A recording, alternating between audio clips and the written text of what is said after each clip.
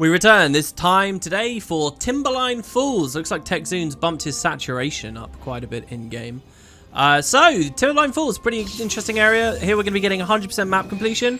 Talking about memories of this area of the world. The footage submitted by the user TechZoon, so thanks very much for that.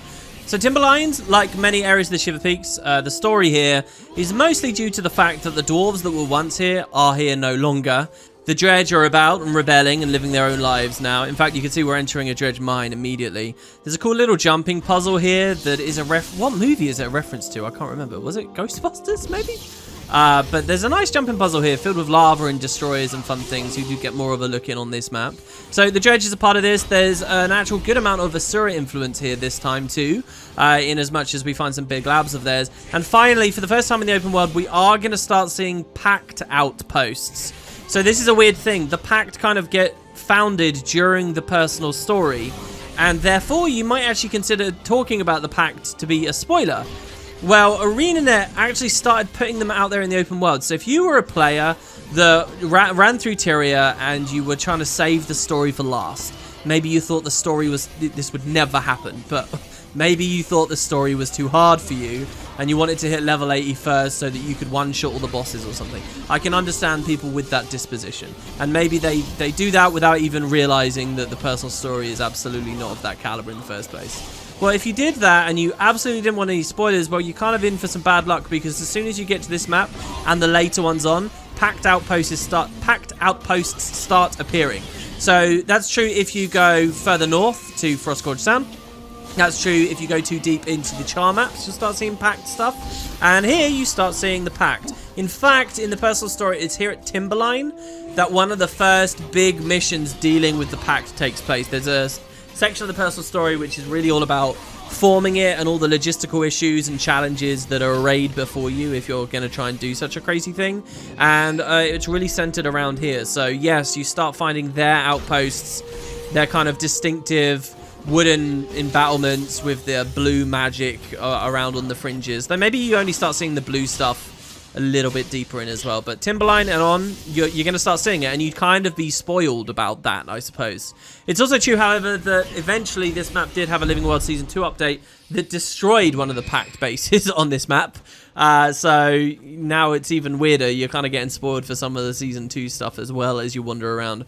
I guess what it is that in most of the other games maps, you've got havens and things that were built by the Lion Guard. And now we're in areas of the world where there's no big centers of civilization to the south. Once upon a time ago there was with the Orions, and maybe for small flashes there were with various civilizations that lived for brief times in the Crystal Desert. And maybe if we were in one of those periods, the Lion Guard would have extended their roads all the way down here to meet those places. An interesting idea, isn't it? But for us, there is nothing. It's just undead and barren landscapes and elder dragons to the south. So who is it that's brave enough to build those outposts? Well, it's the Pact, and they kind of subtly swap in when the Lion Guards swap out, which is pretty nice. So this Vista here, we're obviously going to skip and go through. That's perfectly fine. We're trying to get the maps done quickly, but it is a gorgeous one. In particular, where we're standing is a weird place. Look at these trees, right? As a Norn, we're actually bigger than some of these trees. And I've always found that Vista interesting because what quite often happens in the mountain maps, and especially the mountain maps that I feel ArenaNet were just a little bit more rushed to get implemented, is they use these tiny trees and other tiny like environmental props. So for example, one of the Pact bases later is built up onto a mountain side, and there's all these tiny little props that I don't think you're ever meant to get close to. If you're looking at them from far away, they give the impression that the map is enormous, because the tiny trees, you don't have a good point of reference anymore. They may as well be full-size trees, and therefore that means that field that you're looking at isn't just a tiny area, it's a massive area. And that's how they can make these mountains feel so big and intimidating and broad and grand. But that illusion falls away if you get too close to the prop that is miniature. And yeah, and that's fine. Most of the time you can avoid that, especially at launch with the camera and no mounts and all that stuff. But here, always, that Vista's been there, and it blatantly encourages you to walk up that cliff, up that slope, which almost feels like you're out of the map to a certain extent, into these tiny, tiny trees. So it's just a bit of a weird one. But think about this Vista as we look across the water now. Those trees don't look out of place. It looks like they're just super far away. which is cool. You want to feel like you're in a big environment when you're in a mountain map, and well, there you have it. So here we get another one of these moots. I always think about this one as a super lazily implemented heart. I shouldn't say lazy. I said lazy in a recent video, and I think someone left a comment. Not in this playlist, a different playlist. And I think someone got a little bit annoyed that, you know, I would suggest anyone in the game industry is lazy. I get it. It's underpaid, hard work. People do it because they really love what they do. And no individual is really trying to be lazy. I should use the word crunched more than anything else. I feel like there's more of a crunched. They didn't have much time to do it or much inspiration. So you just get like another moot there. And I think it's particularly compounded by the fact that the personal story step there is a really simple like mini arena fight thing where half the dialogue is ludicrously bugged and stuff. So not exactly a highlight for me in my adventures. What is a bit of a highlight is those Dolyak in this pen. And in fact, right here at this waypoint, after I beat the game about a week after launch, I made a YouTube video for you guys summing up my experiences, talking a bit about playing the Elementalist, talking a bit about the story. It's maybe a 40-minute video with all these really weird old insights and my immediate feelings about this game. It's a video I'm actually scared to go back and listen to because my opinion might have changed a lot. But where was it shot? Back there by that Dolyak pen. That was the place that I decided was really pretty and I wanted you guys to enjoy, and I thought some of you guys might not have been to, so I filmed a video there. There's actually a really weird dynamic event where they take a regular doe or deer, like these creatures here, but they make it a veteran and then dedicate, and that's fine, they can do that, they do that all the time, but then the veteran is its own event, and it's like, kill the veteran deer or something. It's up on a weird cliff. I guess they felt they needed an event there, and they really just threw something in very, very, very fast. So here's one of the Asura labs that I was talking about. Really cool place, actually, and one that I visited a great many times. First of all, it's cool because of this weird platform you have to do for the Vista. Once again, as soon as we get the Asura stuff, you just get all this cool, like, mysteries on how to get vistas and things like that. I guess the footage is a little bit choppy here, guys. I do see that too. I'm sorry about that. But yeah, so we can grab this Vista here. But what's even better is actually on the inside of the lab, there is the opportunity to buy an environmental weapon. It's a gun, and one time use only, but when you fire it, you leap forwards. So first of all, the fact that you leap is great because not every class, especially at launch, had access to a long-range leap. Also, that Asura gate we just walked to at the Golden Light Hallow, they kind of hint that that Asura gate's going to go somewhere, but we've never really seen. There is a weird thing where the Asura gates and Lion's Arch at launch are kind of generally facing where the exit gate is. So you can look at that gate and look at where it's facing and wonder where its exit would be, which might be somewhere in the far Shiver Peaks or something. But yeah, we never really get to go in there. I think there's an event where stuff comes out and attacks you from it. Just a cool little mystery. Anyway, this environmental object jumps you. So it was really nice to get a jump on classes that might not have had it otherwise, like say the Necromancer, and could help you with jumping puzzles. But even better, it would create a portal, a temporary 10-second portal. Doesn't look like the Mesmer portal at all. Looks like the Elementalist static fields, actually. Lightning rings. It creates a portal that any player can run over to, interact with, and teleport through.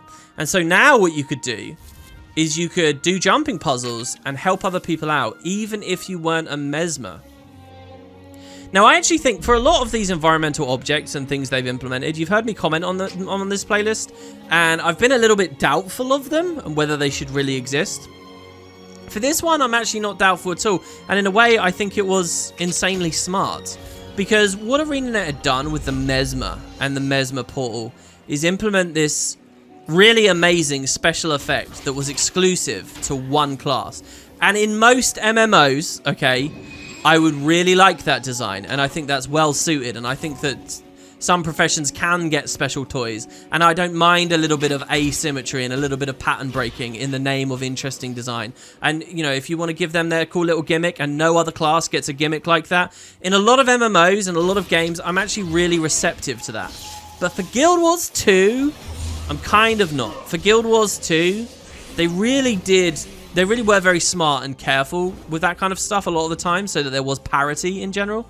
And the Mesmer was just like this weird oddity.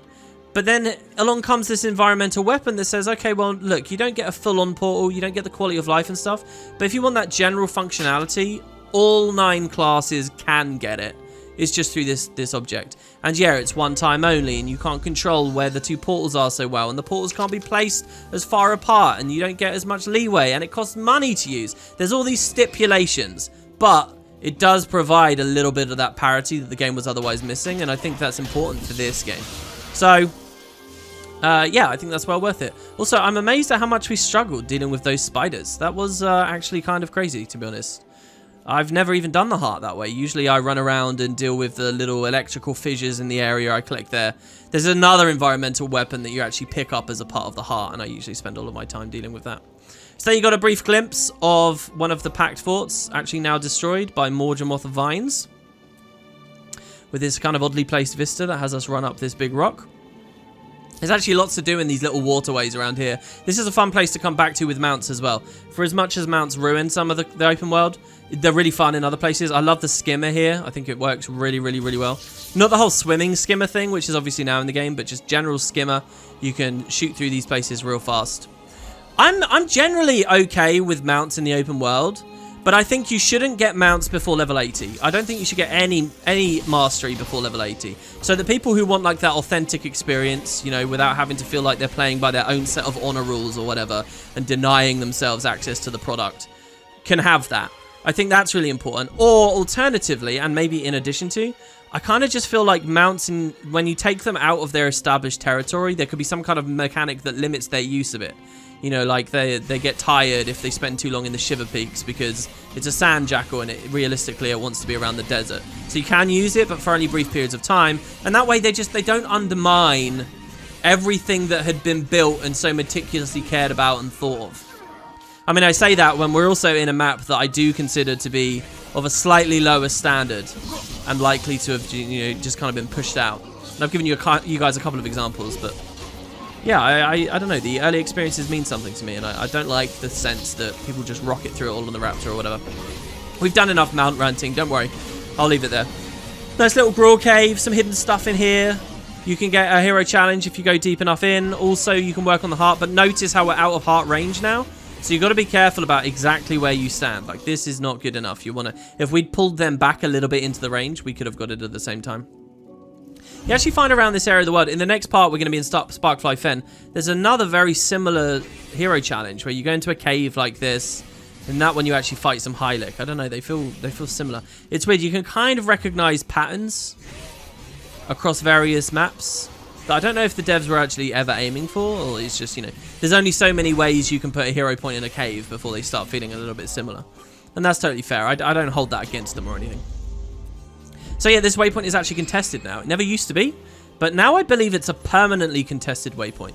The devs could have gone through a thing where they removed those waypoints, but if you actually walk over to it, you'll see there's this really cool animation where it's being sapped of its energy because of a vine, and that kind of ties into some of the later stories, so it's a nice treat to leave it, I think. So this place is very cool. This overlaps with the Guild Wars 1 area. Oh, we haven't thrown the Guild Wars 1 map, have we?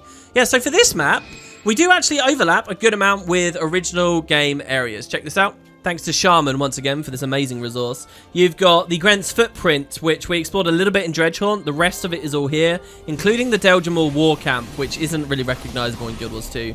All of Talu's Shoot, and where we are now, right now in game, is Camp Rancor. You'll also see on that map the Snake's Dance. Is close to here, but again, it's slightly over off the west, so you can't really go there. It's beyond like this western wall we're standing next to right now. So it's kind of weird. I don't know why ArenaNet did it that way. Why wasn't Timberline shifted just a bit over? Maybe because their primary motivation was just not to rehash those original Guild Wars 1 places. Maybe because, especially in the mountains, they were scared of having to conform to all the peaks and so on from the original game. Like, they can say the Elder Dragons have changed the landscape as an excuse for 99% of the areas, but the mountain itself should maybe they thought people would be extra critical of or something, so they tried to kind of avoid it. But yeah, it does also mean that in Guild Wars 2, there's another map about equivalent level, Sparkfly Fen. It's the next one in the playlist that I'll be doing later. And it's on the other side of this mountain range that we're in right now, but like by quite a bit. So there's a weird hole in the Guild Wars 2 playable terrain that looks really ugly on the world map and is just very strange. It's not really big enough for them to implement a new explorable map. It's too small for that. but it's also really big and obvious that it's there. It's just a strange gap. And I think it's one of those things that's just an eternal reminder that you will never get to explore all of Tyria. You will probably never get to experience what is slightly to the west of this map. This area here, though, the excavation, so many amazing things happen here. This is a Deltamore camp from the first game, Camp Rancor. This was very special. Do you remember several episodes ago we were overlapping with Beacon's Perch? Well, in Guild Wars 1, there was a technique whereby you could skip low-level players to an end-game location where they could buy the final armor in the game, right? It was way south in the mountains. But what this generally meant was one person had to make the trip through all the enemies. It was 8-man content, high-level 8-man content, but you were solo trying to get through all of it. The process was called running, and people would pay you if you were good enough to do it.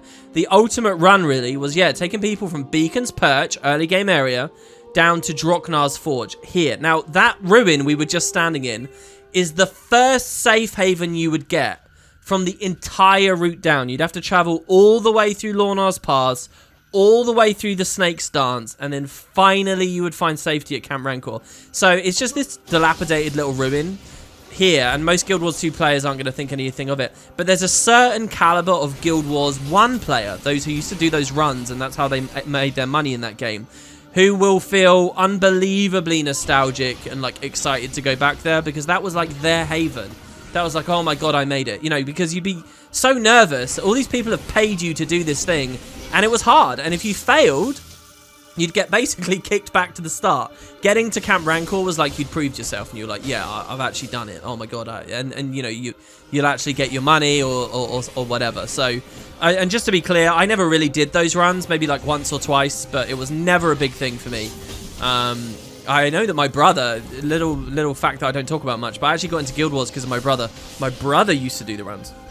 And I certainly interacted with a lot of people over time and, you know, paid for runs myself. So I know all about it. I was just never in the hot seat, so to speak. So I don't quite have that experience going back there in Guild Wars 2. But it's great to see it. It's another one of those moments where there's an outpost, no loading screen and so on. The personal story even has a lot of badass information there about the Tome of the Rubicon and whatnot. It's fantastic. So then it starts kind of getting weird down here. I think this is a gorgeous map, but this bit's always been strange to me. Suddenly we're in a swamp that looks like it may as well be like the God's Lost swamp in Kryta, right? There's a Pact base, which also, by the way, subtle hints of more Morgem attacks here. People don't often think about those, but there are vines around there. But yeah, suddenly we're in a swamp and there's loads of Risen around. So here's what happens about this area of the Shiver Peaks. And I think it's fine because, honestly, we've had enough snowy areas so far. Also, this event here with all of these Risen and the bone walls and stuff, such a weird event. No map completion stuff there. No personal story stuff there. No reason to go there ever. And yet there's this weird hillside with this Risen stuff on it. No scout leads you to it. No heart leads you. It's just so odd. I've done it only a couple of times. But it's always weird to see the devs threw some content out there. There is a dynamic event for you if you want to do it. To me, that's one of the rarer, weirder dynamic events. If you could rank dynamic events in terms of like how regularly they're done, that one has got to be low on the list. The only stuff lower is going to be like hidden and unique special events, like the Darkwing Defenders mower Easter egg in one of the in Snowden Drifts that I talked about before. Anyway, yeah, back to the swamp. What basically happens is the climate changes, and pre-release they talked about everything further south from here kind of not being known as Shiver Peaks in a way anymore, but known as the Steam Spur Mountains, and it was actually volcanic in a way. And you know, there was this steam there all the time. Maybe the volcanoes were the results of the Elder Dragon movements, most likely Primordus. And you'd have like a whole other kind of feeling area to the world. By the time the game came out, they obviously didn't have the assets or the time to make another region. You know, it would be like Kryta was a region, Ascalon was a region, the Shiver Peaks were, Steam Spur is a region, you know? So you could have had really distinctly interesting different place with lots going on. But by the time push came to shove, what ArenaNet actually did is they made it technically a part of the Tarnished Coast. So the next map south does have a volcano. It's called Mount Maelstrom. But it's just the one volcano, and it feels a bit like Shiver Peaks, and it feels a bit like the Tarnished Coast. And the achievements you get there count as Tarnished Coast achievements. And it's all just a bit higgledy-piggledy, and it all gets a little bit strange here. And swamps as well, you know, which is kind of more of a Crichton-y. Well, I guess Tarnished Coast has its share of swamps as well. Think about North Callan and stuff. So yeah, we'll be talking about that more when we get to Mount Maelstrom. There's also these beautiful caves here. Lots of interesting little events and things around there. A great little jumping puzzle as well. Actually, surprisingly tricky jumping puzzle where you're at a quaggan hatchery. I love that one. I remember actually not struggling on that as much as I probably should have the first time I got there. But you have to do all these really immaculate little precise jumps that look very easy. It looks like you don't have very far to go, but it's super easy to fall down. Fun place, and I always like it when it's the daily and see a bunch of people come back there. And then, of course, this lake. So this is I like this lake. There's some personal story quests here that talk about this lake and another one to the south in Mount Maelstrom. So in a way, these two lakes feel super disconnected because they're in separate maps. But the personal story talks about the crate moving between them and stuff, and really kind of like, I don't know, there's something very immersive about the way that the personal story talks about these to me, and that connects them together and makes it feel like it's a cool, like, trafficked area of the world. But yeah, there's a bunch of crate here in the central. You find their deeps. You can climb to the top and fight that crate witch, who is no pushover, let me say. And you can swim around and do a bunch of things. There's some underwater caves around here. Plenty to explore. And obviously it's a meta event location. Mostly when I think of this meta though, I just think of the boss. There's like a pre-event where they kidnap some quaggan, I think. Or some quaggan swim out against the, you know, they ride out against the crate and you're helping the quaggan in that way. I don't really remember much more going on with that. There's a little hylek outpost that we'll be visiting very soon to get a heart, where you can do alchemy, but also sometimes the crates swim out. I don't know whether that's a part of this meta, but they swim out and attack it, and when they attack it, you can beat the heart really, really easy just by killing the crate, so I tend to think of them for that reason. I've never actually completed this in this way, i.e. by swimming around down at the very bottom, collecting quaggan treasure and stuff. See, where you have to deliver the treasure is that heart quite far away off on the southeast right now. If you gamble it, if you think you've got enough treasure to complete the renown heart and you gamble it by swimming over there and then you mess up, it feels really unrewarding. So that's another weird issue with hearts, come to think of it, actually, because it's always variant how much credit you'll get per like quest item, so to speak. You tend to be incentivized to ignore the whole quest item side of it and just stay and kill things. Like right now, we could be swimming to hand those in. It might be faster for us. And, you know, in that way, we get more experience of the game because we're moving to a, you know, a less trafficked place. We're seeing dialogue, all that kind of stuff. We're immediately there with the vendor. But because it's variant and there's that little bit of uncertainty, we're just staying in the same place and just killing things more. So, I don't know, maybe ArenaNet missed a trick there. Maybe the game was actually to have all quest items always give you 5% per item, or maybe when you mouse over the tooltip, it should tell you. So, here's a funny thing, actually. We do have to climb up to get this Vista, which puts us right next to the boss. And, in fact, look at that. I think the boss beat that player that was there. Didn't someone die right as we ran past? I think they did. Oh my god, I don't actually think there was any way we could have helped. Maybe mass invising and then while we were underneath and then climbing up and rezzing the body, and then maybe it would have been a good idea. That's another thing about like power gaming map completion. One of the spirit of dynamic events is that people help each other out, you know? And we've got a whole playlist here of us rushing through, just ignoring everyone in need. Which is rare enough to see now, you know, everyone's over in the desert and in Icebreed Saga and stuff as I record this. There's these poor new players getting into the MMO just being ignored and abandoned. There's a real thing going on with this genre, guys, which is kind of sad to see in terms of how people socialize. I was reading a little bit about New World, which is currently going through one of its pre-release phases, and how little people talk over on the MMORPG subreddit, and how things like Discord have kind of overtaken a lot of in-game chat. I don't know how much I believe that Discord is the boogeyman. For as long as I've been playing online games, people have been in TeamSpeak or Ventrilo or wherever. These things have existed, or Skype even to a certain extent. And you always saw people talking a lot in game, but it does feel like it's happening less. People socialize less. I'd be interested to hear what you guys think about that. And to a certain extent, Guild Wars 2 is not immune either. I tend to find with new Guild Wars 2 expansions, people are pretty social. Like when Path of Fire came out, there was a lot of chit-chat. When Heart of Thorns came out, there was a lot of chit-chat. Even though, you know, some people are in Lion's Arch and some people are in the new areas and some people are in the vanilla areas, there's still a lot going on. The Steam release for this game is going to be interesting for that as well. All right, so anyway, oh, by the way, there's a really cool little event there with a crab that you get to fight. Here we have the alchemy tables for this heart. I'll be really interested to see what TechZoom goes for. Because it looks like, yeah, Crate are attacking this place. It is a part of the meta. Okay, he's going for the crate. Now, if this event isn't up when you get here, you have a very different experience with this heart. Because you can't just kill these things in the area. Instead, you need to, like, mix different ingredients into potions, drink them, and, like, report on their effects outside the gates. I wonder whether there's more you can do inside?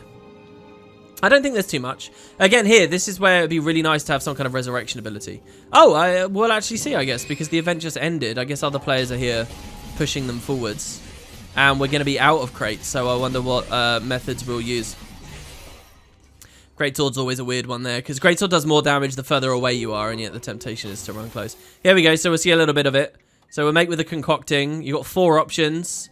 You want the bubbly stuff? Do you want the goopy stuff? Do you want the brown stuff, the blue stuff, the green stuff? And then you take the potion and you test it out. So you can I guess this is a splash potion? I thought you drank them. Don't you just activate them and drink them? No, I guess you throw it at the Drake and you get a bunch of progress. I don't know. We did just get a ton of heart progress. Does that mean that we did a really good option here? I think some of the outcomes are like you can transform the creature that you throw it at, or you can transform yourself. The hylek next to it will obviously describe all the mechanics. I think we could have just gone back to the table there and we would have been alright, no? But yeah, there's no like broken signs or anything like that stuff to do. The mysterious plant, I guess you can bring all the way over to the table to do a little bit more alchemy with, but it's quite a walk. See, this is very different to some of the other outposts we found throughout the game, like Claypool and stuff, where there's so many different opportunities for you within it. We will find more with the hylek and hearts, especially in the next part when we're in Sparkfly Fen. There's a lot of hylek themed stuff going on, so don't you guys worry on that. So this field, I actually have very happy memories of very recently. One of the current event patches added portals to the mists that can spawn here. And I remember very recently logging in and huge zergs of players standing right here in this very place as we waited for this portal to open, and then we'd all be teleported in and do some crazy fights. That was in conjunction with some of the Season 4 story. Does still exist, by the way. And so you can still find them. They're just on a very specific interval. So maybe some players come here and experience those. Some players don't. That's one of the things that's always been nice, and I've given a lot of respect to the current events updates, in that they do keep layering. Season 1 was kind of abandoned, that format. But the current events keep that idea going, that they can keep layering these new like dynamic things on top. And you never know whether an entrance to the mists is going to be here, right now. As much as I love the Etin, this is a pretty boring heart. There's really not much going on. There's some Etins on a road, and you want to kill them. And there's Etin traps, and you want to kill them too. This map doesn't really have a world boss. It does, however, have a guild mission here. So the mission is to head into this cave system here, and you defend it from various enemies. It's not balanced at all well in the modern day. In as much as when it happens, I usually go like kind of AFK. You know, when Spud comes here, I'll probably just be typing in chat or just completely alt-tabbed out. And I'll let the guildies deal with it. I love you guys, Spud. Any of you guys watching this video can join Spud as well for what it's worth. And you could be here in this cave defending it with us. But yeah, just generally not very well balanced anymore. A little bit of Skritt influence here. What we got? Help the Skritt defend the home, raise flags, fight off Jotun, gather scrap metal bars, wake up the lazy workers. Yeah, just kill things. Looks like we're going to interact with some flags here. Some of the Skritt events have cool things where there's like target practice you can do. And I think in the next map in Mount Maelstrom, there's going to be another Skritt area where they do add a little bit more of an interesting interaction. There's just not much happening on this side. I think the thing is that Skritt areas could have been really more interesting to me. Like, I like these little lampposts. I think they're cool. But most of like the scrap metal aesthetic and just like the walls being lined with all these random bits of iron and stuff, it doesn't do much for me. It's like I enjoy it when I was in not Mount Maelstrom, Brisbane Wildlands at Mount Nashington. There you go, that's the challenge start there. I enjoyed it there, but then mostly wherever else it's used, there's not much fun to admire about the environment. These Skritt are all drunk, by the way, which is kind of funny. You take a race that already has these wild differences in their intellectual capabilities, and then you decide to get them all drugged up and see what they're like there and how they're reacting at that point. Coming north here, I have to say, if you guys use Reshade, one of the most beautiful areas of the game. It's very frosty, icy, whether it's day or night. I love that little snowy plateau up there.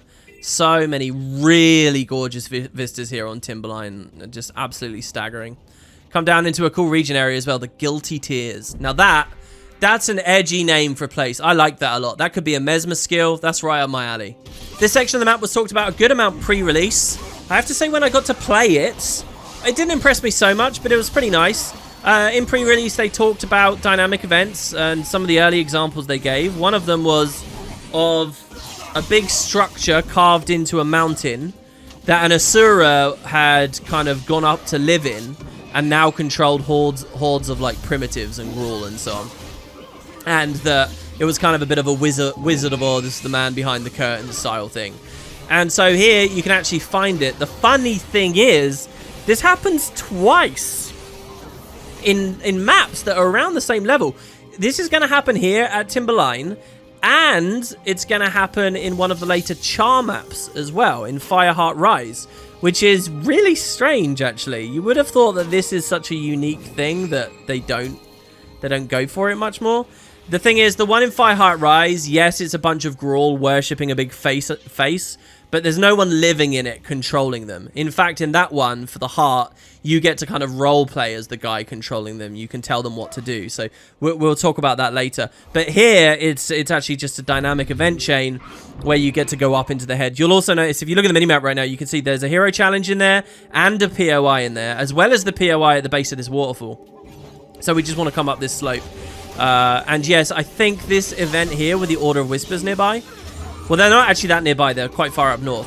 I think that's the event starts. The Order of Whispers have realized that something amiss is going on here, and they want to intercept. This general story just makes me think about classic era Star Trek somehow. And, well, not even classic era. The Next Generation did this a little bit as well, where you find out about the Federation's spying on primitives, and, you know, is it ethical, and how do they keep themselves apart, and are they going to be, and, you know, how they'll be seen as gods. So yeah, and I like that idea. Just that general combo, that general pairing of Asura with the Gruul is very in line with the Asura to try and manipulate them to their own ends. I mean, the Asura will do it with things even much more intelligent than the Gruul. Yeah, here's this wall. You see it's actually broken. Permanently, that gate is open. I think the idea is maybe once upon a time that would be closed until the event hit a certain level. But no, it's always there now, and yeah, you can interact with this. That Asura there is actually a bad guy. You see he's a champion, but he won't fight you until very specifically the event is at the right stage. So again, that's why I think that gate was always shut, because it's kind of weird that you just get to go in there and he's fine with it. I think the gate was originally shut, and then it was later on when the devs sort of changed gear and realized that map completion was going to be a really important objective for most players, that they decided to have the gate permanently open so that people could get in there for the map completion objectives. Their other choice would have been to have moved the objectives, but there's two of them in there, and maybe they felt a bit hard-strung to find new ones. Amazingly, that's the end of the map. I wasn't expecting that. There's a whole mine system to the north here, with the aforementioned jumping puzzle and stuff. I would have thought we'd have to do a heart in there. I guess we already cleared it. Amazing stuff. So there you go. Thanks very much to TechZoon. That's Timberline Falls. One of the more subdued maps, I would say, but plenty to talk about. Hope you guys enjoyed, and I will see you next time for much more tropical area south of Bloodtide Coast.